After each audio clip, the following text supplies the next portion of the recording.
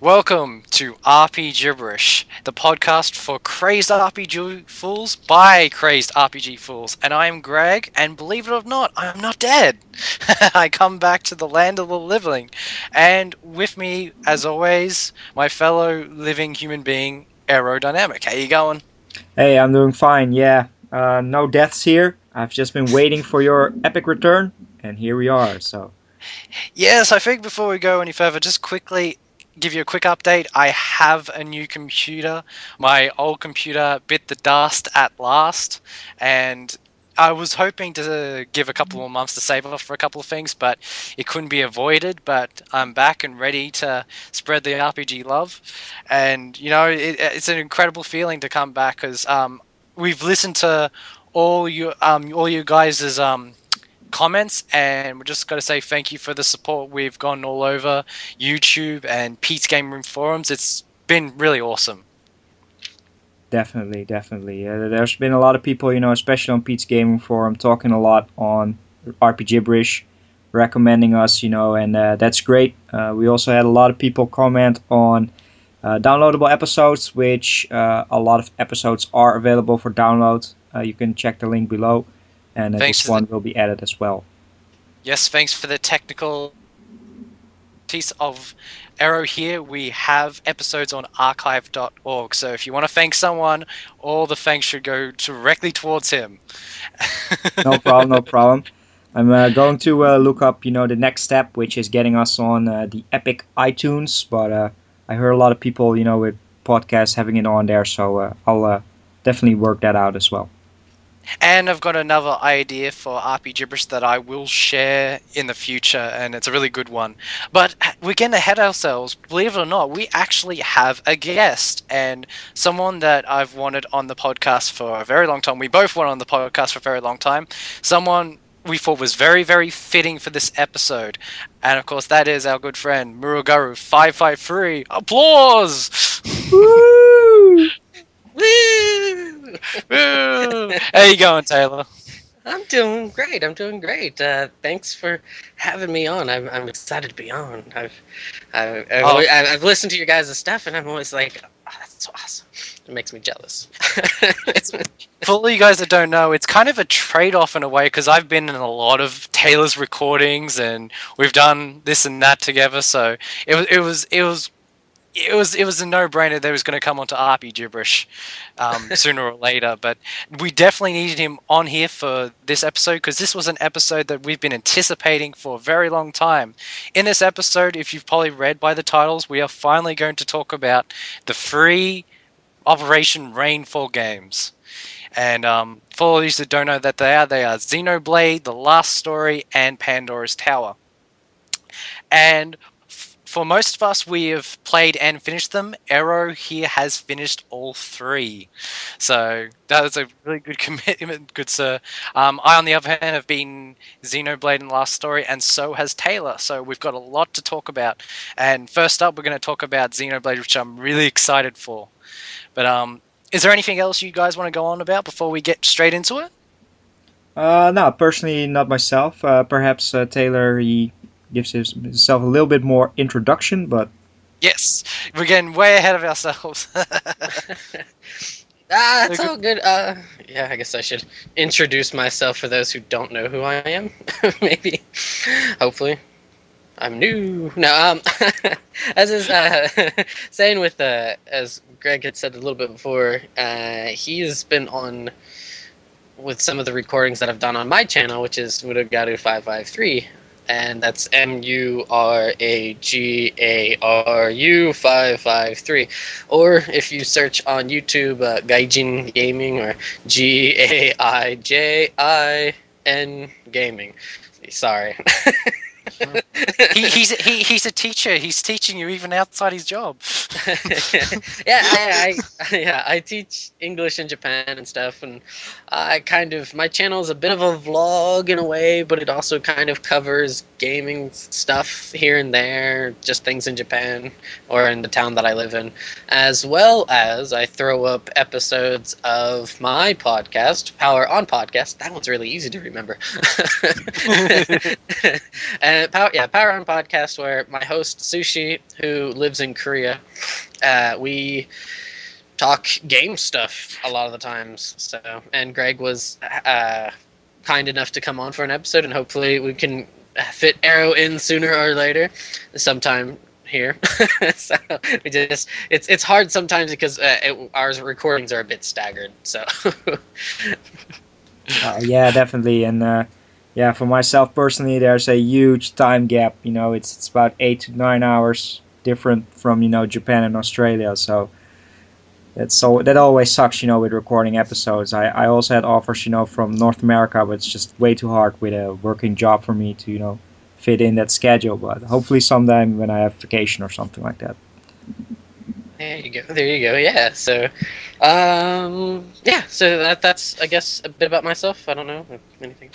Well, one of the things I want to share is Taylor's a very good friend of mine on YouTube. One of the reasons is we have similar tastes in gaming. We like a lot of the same games, including you guys know how much I'm crazy about Falcon. Well, I can definitely say that Taylor is my equal when it comes to that sort of thing, and you'll probably hear from him a lot in the future episodes, and I'm really looking forward to that.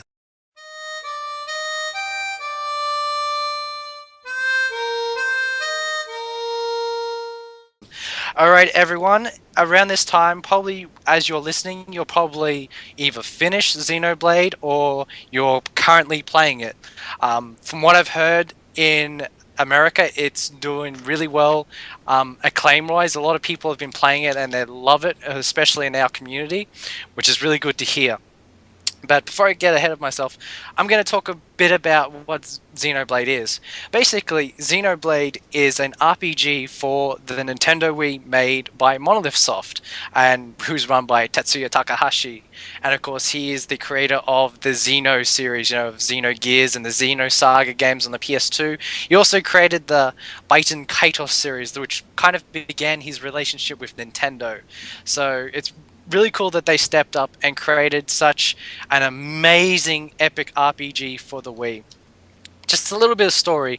In the world of Xenoblade, it takes place in an endless ocean where contains two godlike titans, the Bionis and the Mechonis. The Bionis represents nature in a way, in all its splendor, while the Mechonis represents technology in a way, and they both fight, and at the end of the battle they actually terraform into one giant world. And the first thing that popped up is, well, it's really interesting. It's quite an original idea, because I'm going to say this, is the world of Xenoblade is just gorgeous. It's really good to look at, and you just got to remind yourself that you're playing a Wii game, because this game looks better than most games on the PS3 or the 360. It's just crazy. But just continuing with the story is thousands of years later, there is a war between the Homs of Bionis and the Mechons of Mechonis. And after that great battle, there's a lot of mystery surrounding the events, and of course around this one ultimate sword called the Monado. And later on, years later, comes the main character Shulk, who's an engineer assistant who is basically researching the Monado. Now, this is where I kind of want to stop talking about the storyline, because from there, lots of things happen, lots of shock value, because you just won't believe what happens, after the introduction. Just so many surprises. So I'm going to stop there, and I'm going to talk about how I came across Xenoblade. Is usually I'm on the ball when it comes to finding RPGs, and I remember when the first bit of news got released, I saw it and I thought, that was interesting. But at that point, I wasn't a Monolith Soft fan. So I thought to myself, that's a cool looking game. If it comes out in English, cool. But I didn't really give it any notice until my good friend here, Taylor, streamed it on his Justin TV account, when it was very cool to watch. But I don't want to hog too much of the mic. I'm actually going to give it over to Taylor on how he came across Xenoblade for the first time. Okay, all right. Well, oddly enough, this is when I first heard of the game was in, I want to say, either 2008 or 2009. I can't remember exactly when it first kind of got announced. And I was finishing up school, university, and it was my last year and stuff. And a lot of my roommates or housemates were really big kind of game fans, or some of them were RPG fans, some not so much. And we were talking about it, and that whole concept of having the world on the two gods, to everybody else, they said it sounded dumb to them. They're like, that sounds really dumb. And so, but I was kind of intrigued by it, because I was like, it's kind of an interesting thing. It's different. It is kind of quirky, but it's a nice kind of spin to try to be different. And I mean, yeah, sometimes that's cool and all, and sometimes it just falls flat on its face. I think how it turned out with Xenoblade, it definitely does it right. From what I remember reading initially about it, was that the whole span of the world that you can just traverse is actually equivalent to the size of Japan or something like that. Something really weird, extremely weird like that. Like how they tried to do it, or at least the main island of Japan was kind of the size comparison that they were shooting for. So, yeah. So actually, I didn't know that. That's actually quite interesting. At the same time, it's not surprising either. So, no. Yeah, like I could be like I definitely remember that coming up in the conversation when we had read the information about it and stuff. That's what Tetsuya Takahashi was trying to go for, was something that would emulate the kind of the expansive size of you being on foot trying to travel through like Japan, or at least maybe it's just the main island of Japan, Honshu. But I want to say that's. Yeah. So. Well, I think they did a really good job with the ratio, because people who are listening will just kind of try and get an idea of their heads on how big the world could be on Two Giant Gods. But it's until you play the game that it really hits you how expansive it is. I mean, just a quick example is one of the areas that I spent a lot of time on, and listening to all my friends, they've spent hours on, and that's the Bionis leg. And you will realize on how big it is when you get to that area, because it's huge. And there's so much to do in it. So I must admit, I must have been there for a good 5 to 8 to 10 hours going back and forth, because you just will lose yourself in some areas of the world of Xenoblade. I would like to hear from Era. What do you think about the world of Xenoblade? Oh yeah, that's definitely one of the highlights of the game. Whenever I saw gameplay trailers and posters, if you look at the game art, it just looks so expansive. That entire lush world with a lot of grass areas, and that's what definitely caught me off guard and got me very interested in Xenoblade Chronicles, and seeing that insane amount of depth on a Nintendo Wii game. And that epic sense of journey, and crossing this entire world with a lot of different regions is just absolutely fantastic, and definitely one of the highlights of this fantastic game. Well, one of the things is terrain. Is when making an RPG, people will tend to use a certain type of terrain that's been used before. But I really like it when someone takes the idea and makes it their own. And Tatsuya Takahashi took a lot of simple ideas and made it his own. I mean, one of my favorite areas is the Sotol Marsh. At night, that place is enchanting. It really is. It's like you've finally gone into another world. That's when the game pulled me in 100%. I mean, the music and the atmosphere was just, wow, it was so otherworldly. I was enjoying it. But I think Good Sir has already mentioned on his podcast he has a certain area that he liked more than that. That'd be the back. the back of the is it the Bionis? Is that Yeah, the yes. the human one? Okay, yeah, because they kind of give them generic names in the Japanese version, but thankfully most of them are the same in this game. But the back where it's just snowy, and it's so like where you say the marsh is enchanting at night. Like to me, this just awestruck at night with this locale. It's just Yeah, snowy, the crystals, the light. It's just perfect. I don't know. What about yourself, Arrow? What?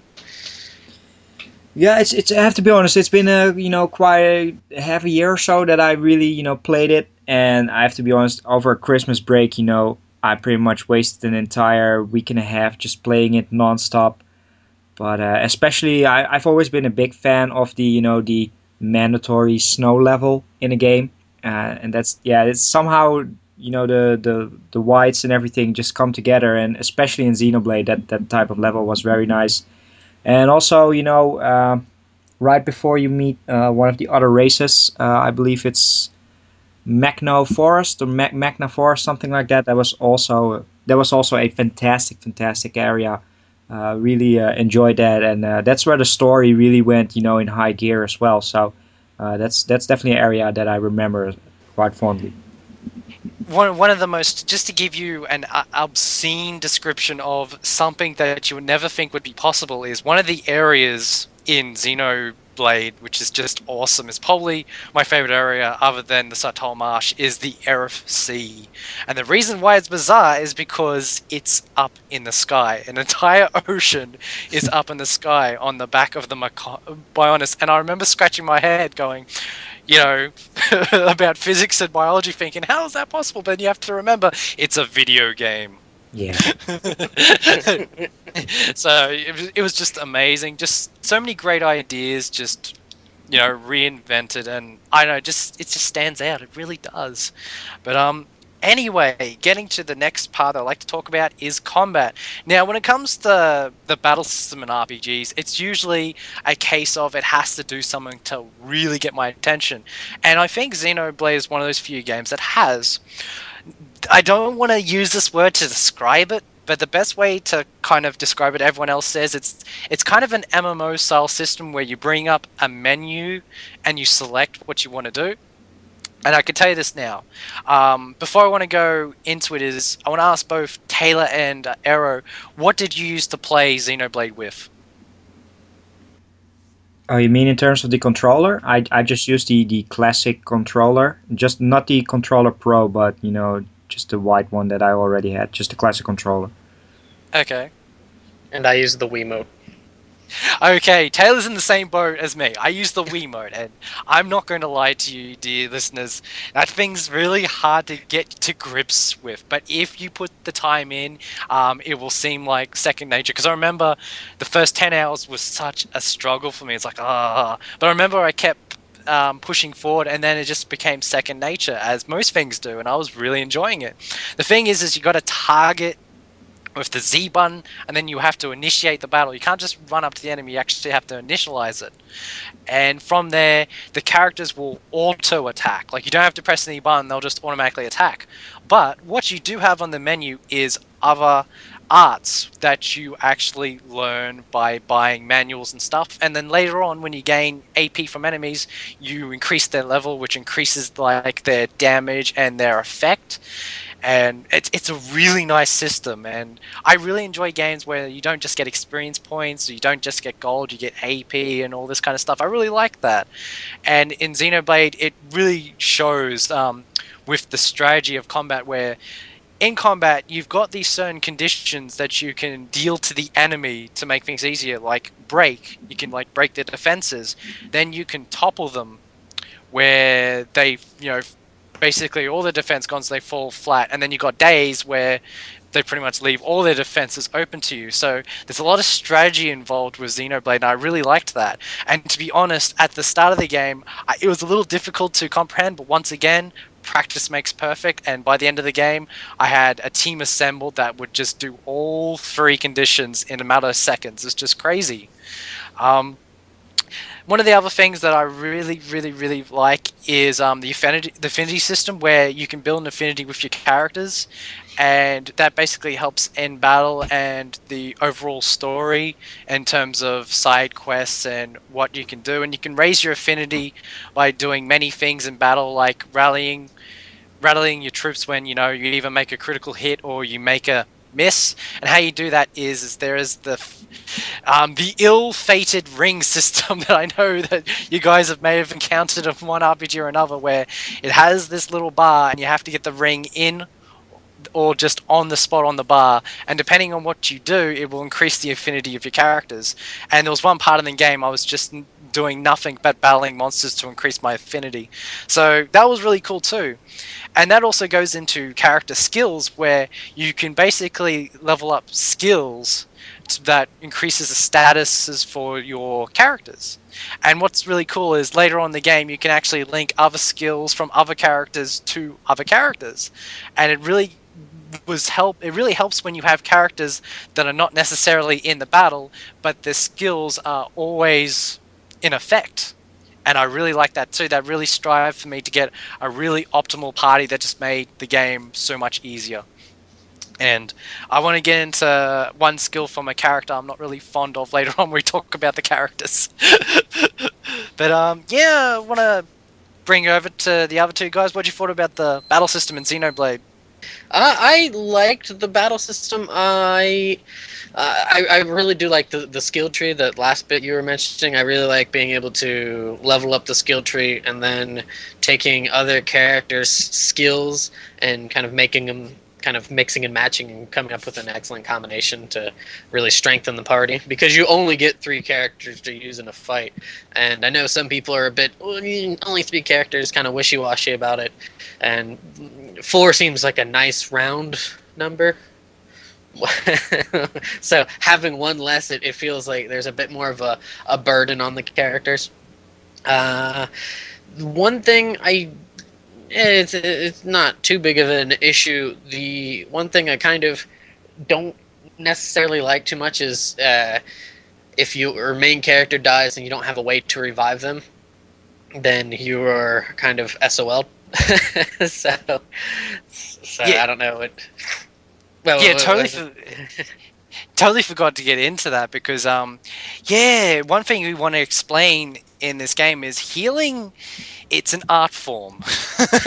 Because there's no healing items.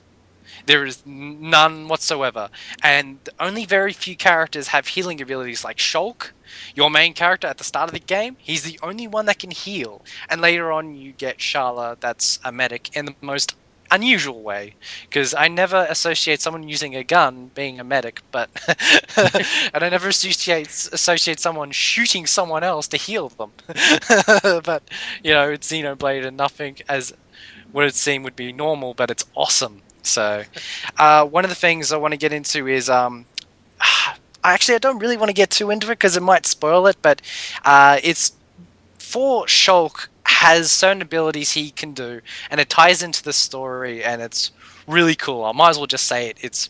He wields the Monado in the game, and he gets his Monado only abilities. Now, one of the things that really hits, that's really good. Now, it doesn't really happen all too often. Is using the Monado, Shulk can see the future. Will have visions of the future.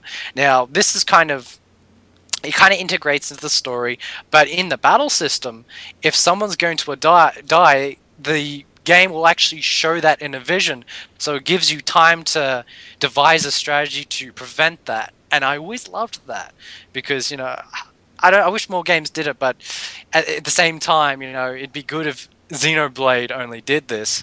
But I appreciated what it did, and it wasn't really a time where I could not change the future in a sense. So I really enjoyed that. Agreed. That's probably my favorite aspect of the battle system, is having those visions, because it was just a really unique way of kind of implementing a story device into the battle system, and not just kind of something that's in the story but unable to use it in battles and stuff. So I Well, thought they did it really. I agree. I really like when the game does that. That's probably one of the reasons why Suikoden is my favorite series, is because they incorporate the True Runes, which is a big part of the game series, into the battle. And that's one of the first thoughts when I came into Xenoblade, is they're using a major key item of the story to propel the battles, and I really liked it. So, uh, but yes, just going quickly off that is, I will tell you this now. From what I've heard from other people, that they're addicted to the battle system. They really love it. They just love going after monsters, and one of the reasons that killing monsters is so good in Xenoblade is because there's always the case that they drop better weapons than what's being sold in the stores. And it was one of the first games that I never really had to go into a store. I did buy items from the store, but later in the game, you really don't have to. You just have to go out in the field, fight every kind of enemy the game offers you, and just see what they drop. And don't fight them once, fight them as many times as you possibly can to know what they drop, because it has a system where it'll drop normal chests, silver chests, and gold chests are awesome. They give you the best stuff, especially at the end. Best way to get gold chests is to fight unique enemies, and you will notice unique enemies will have some weird name, and they'll be a part of a certain family of monsters, and you'll know when you come across them because the music will change when you fight them or when they target you. And sometimes they will, because one of the good things about this game is, the only other game that I've kind of makes note of it is EverQuest. Is it has a system where it shows you the level of the enemy in terms of colors. If it's white, then it's on evil level, and if it's red, well, you pretty much have to run the other way as fast as you can. Because there are monsters at the start of the game that will kill you without batting an eyelid. So, I mean, at the same time, I found that shit hilarious, where I just basically waiting in one area, and then next minute seeing my characters dead, going, "What the fuck happened?" Oh, that's true. I don't usually, with every RPG, I somehow got some, nervous ticks. Like, I don't like to run away in battles in RPGs. Like, you know, I think that started with Final Fantasy VIII, where they kind of kept track of all your runaways in battle. And I kind of learned not to run away. And then, I started Xenoblade, and then there was this enemy. I think I was about level 8 or 9, and then there was this enemy level 25. I was like, I'm going to try my luck, save beforehand, and then I'm just going to try my luck. And I was just walking up to the enemy, and it was just like, / game over, load. Okay, thank you. Yeah, That was kind of, that was very interesting to see that, just those insane characters, enemies with, very high level, but very, very rewarding to just go back at the end of the game to that area, and you're like level 75, and just go back up to it and say, now I'm going to kill you. revenge time, bitch. Hell yeah. Yes, there were so many monsters that had that coming because near the end of the game, I was like level 85, and I just go back. But you know what's sad is, even at level 85, there are still monsters that are higher than that. Hell, there are monsters in the game that's more powerful than the final boss. And but I tell you what, the game gives you a very good incentive to go back and kill them, and I'll probably talk about that at the end. But man. Well, one of the other things I want to touch upon is side quests. Now, this is a double-edged sword. I reckon it has one of the best side quest systems in RPGs, because there are so many. I cannot begin to tell you how many there is in the entire game, because in order to know, you have to keep tabs on everyone. I mean, you would have to go back and talk to people after a certain part of the game. You would have to go after someone does a certain quest. When I beat the game in about 107 hours, I only did 200 of the side quests, and I know that because it came up with one of the achievements that I did over 200 side quests. And I was beginning to say, how many is there? At the same time, I didn't really want to know, because I'd probably sit there for another 100 hours trying to figure it all out. So, but for the most part, it's very rewarding. You get better affinity with the townspeople. You get great, lots of gold, yeah, and you get that, and you get items, and it's just one of those games where you get lots of equipment and items from quests and killing enemies. I mean, there's collectibles you collect on the ground, and I mean, it's plentiful. And what's funny is you can actually sell that stuff, but you will need that stuff for quests, and you also need it for your collectopedia, where if you collect every collectible that's presented in an area, you get awarded with something good. And it actually becomes a problem later on where some of the areas actually get closed off for the rest of the game. And I don't want to say it because I don't want to spoil it, but it's in the second half of the game. So keep this in mind if you want to collect everything, because make sure you collect a lot of one item, like 10 or 20 of one item, because you need it for various things, whether it be quests or this giant side part of the game where you have to restore a town. And when it got to that point of the game, I was fucked because I was seriously had one item that was less than the others, and it kind of put a halt to that part of the game, which was really sad.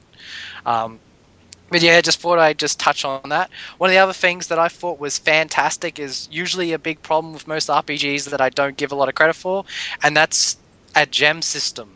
And in this game, you actually equip gems to your equipment, and they enhance your abilities. Like you got a strength gem, you got a defense gem, you got a gem that might protect you against a certain type of attack, or might speed up your character. There's just so much, and the process to making these gems is fantastic. You At the start of the game, in the first town, you actually got this old man that actually crafts gems with you, and later in the game, you get the ability to take that device wherever you go, so you can craft gems wherever you are. And it is such a really good complex system, because once again, going into the affinity part of the game is depending on what affinity you had with your characters, is how well you craft gems together. And it got to the stage near the end of the game, I found the ins and out of the system, and I was crafting gems at maximum. And when you craft gems at maximum, they spawn another gem of that same value at max value. So when I got to the end of the game, I had gems that increased all the abilities to their maximum of the character. So I couldn't really do much, but it was such a nice feeling that it put so much time and effort, and it paid off.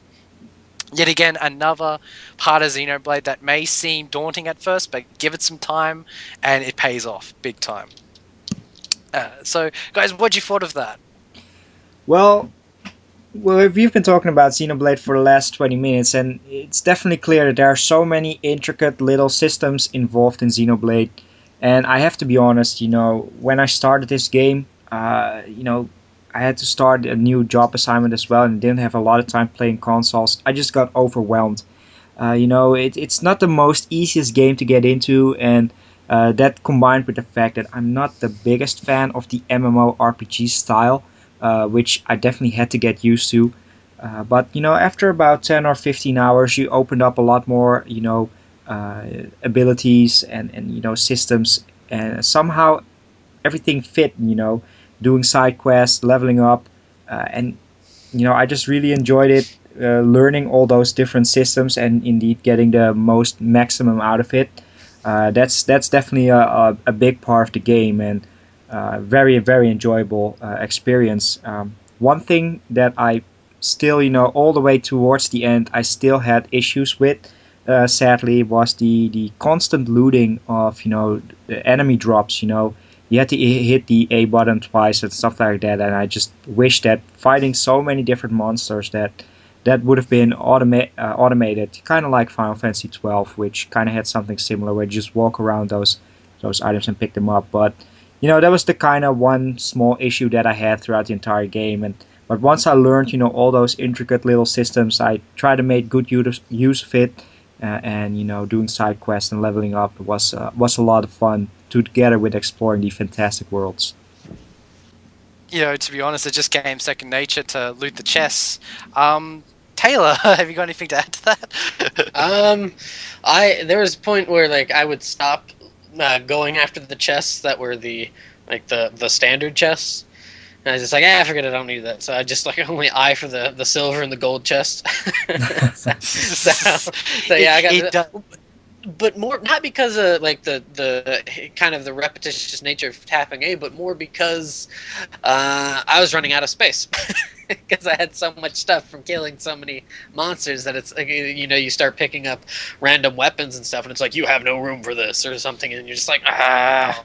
So It does get to that point. It really does, and I haven't encountered that in many games where I lost, all my inventory space is gone. And it's like, you serious? But at the same time, it's like, well, I can make some cash right now. So it got to that stage of the game where you just sell off so much. Just depends on how many monsters you kill, really. And I did kill a lot of monsters, so I had, I would say 10 of every kind of weapon and item. Is just crazy. I never thought it'd get to that point, but you get carried away with grinding and making gems and everything, and before you have to sell some stuff off. And also, that's probably a part of Xenoblade I liked, is again, you pay off for doing all this. But yeah, one thing I want to talk about, a really funny story, and I'm guessing a lot of people will probably laugh their guts out about this, because this is a really big dumb moment for me, is in Xenoblade, there is no world map. You just travel in real time from area to area. However, to make journeying less painful, you actually have a quick travel system where you can travel from one landmark to the other, and as you go through the areas, you'll come across certain specific area that looks different, and you go up to it and it's a landmark. And when you basically have a landmark on your map, you can quick travel to there wherever you are. I didn't realize this until 80% in the game. All I thought you could do is quick travel to one area within the area, and I thought you had to go to enter through one gate of the area towards the next area. So I only quick traveled within the area. I didn't know until the end of the game you could quick travel to one side of the world to the other side in the press of a button. So that probably... man. I abused that feature, especially later on, about midway part. I was like, I gotta do some side quests in the early area to get some drops there, some easy kills, and just transportation. Thank you. See, this is the thing, is I thought you can only access that system by pressing the 2 button, and by pressing the 2 button you can only bring up a map of the area. In order to bring up the maps of the world, you need to go in the menu and then quick travel, and I didn't know that. That magical little button I didn't think existed in the game because I didn't have to press it. Yes, no, that was very silly of me. Yeah, I think I found it out. Nintendo of Europe, they have a YouTube channel, and for the release of Xenoblade, they made several tutorial videos showing the game off. I think they did about 4 or 5 parts, and they showed that off, how you can transport, to one place to the next. So definitely very useful feature. And for those who are listening and going to play the game, I highly recommend it because I love fast traveling games. If you've travel to one location, you should be able to fast travel to any previous location just to get some quests there or some items that you might have missed. Yeah, man, it made life easier last part of the game, I can tell you that now. One thing I kind of want to talk about very briefly is, we've talked about how great Xenoblade is, and it's amazing. 2 little minor gripes, like, does not change the fact that I love this game.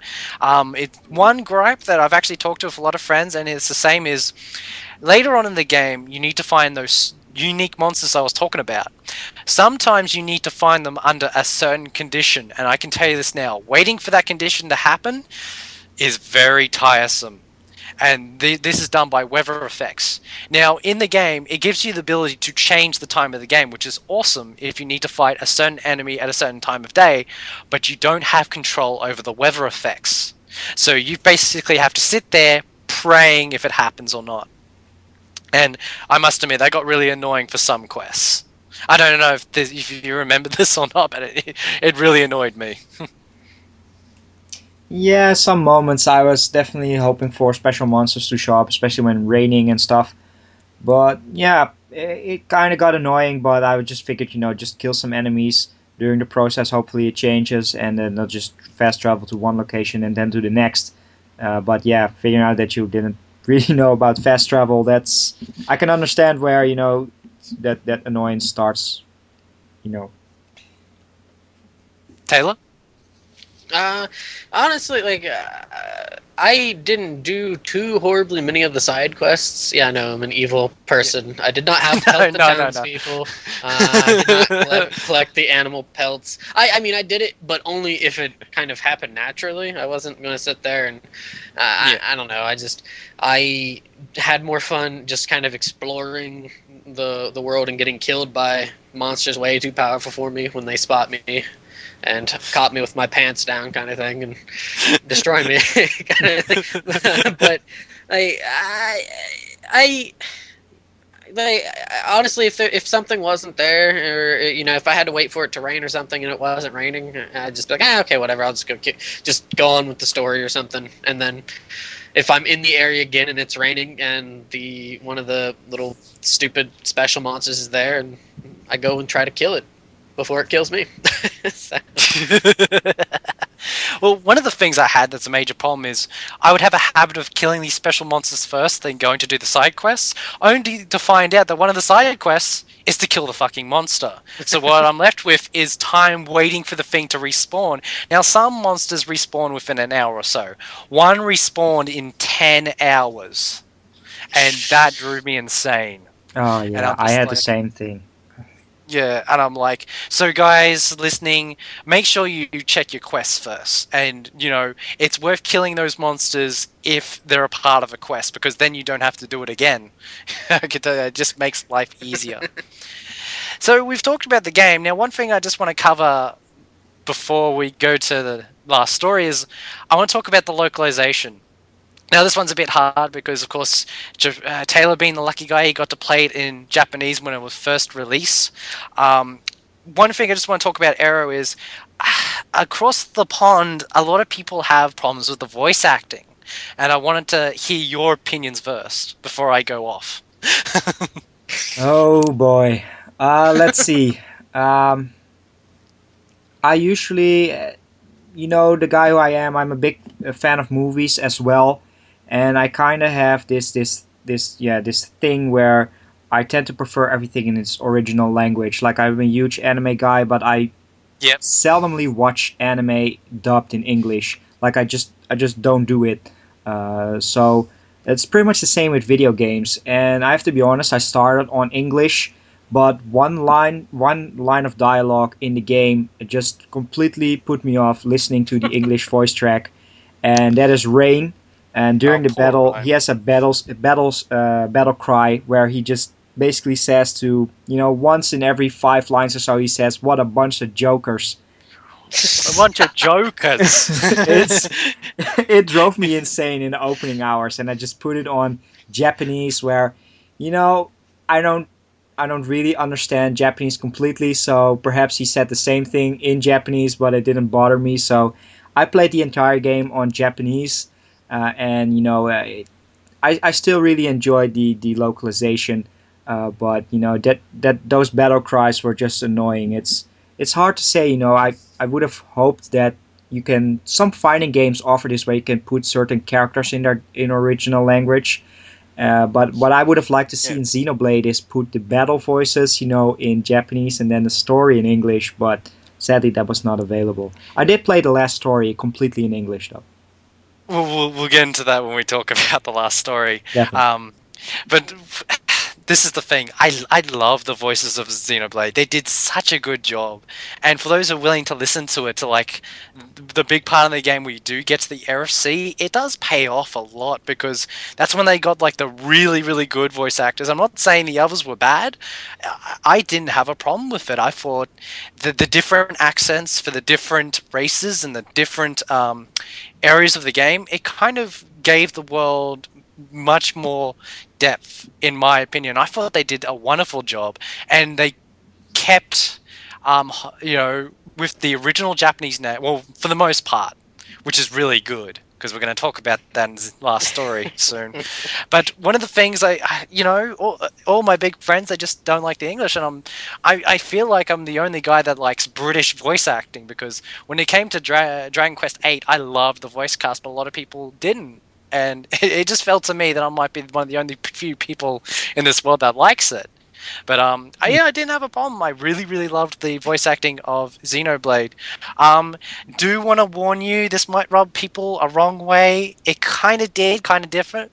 There's a character, his name is Riki, and he kind of did get on my nerves a bit. And when you do encounter him, the first things that come into your head is Misa Jar Jar Binks.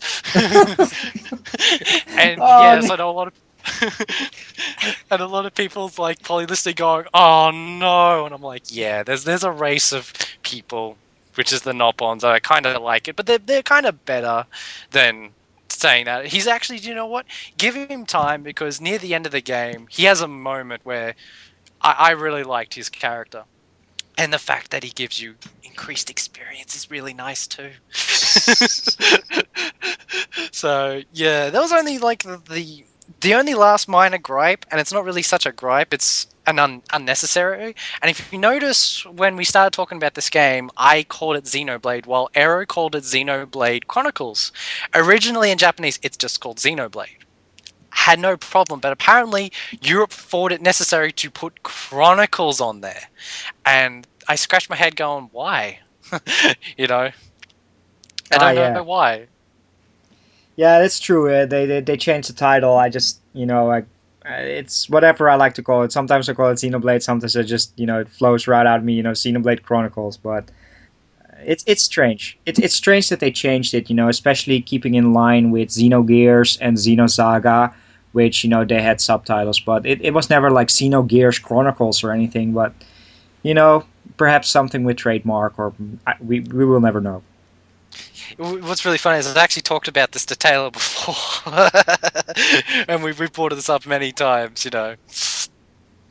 Yeah, I never really understood it. The only thing I could possibly think was for the I guess the Western audiences to think of it as something kind of in the same vein as the Xenogears and Xenosaga, but something different. Yeah. That's at least the only thing that kind of comes to mind. So Well, I thought Blade was good enough to change it. And it is about the Monado. And well, originally the game was going to be called the Monado. They were really going for that, but I could say it, but Taylor always says this. The reason why they call it Xenoblade.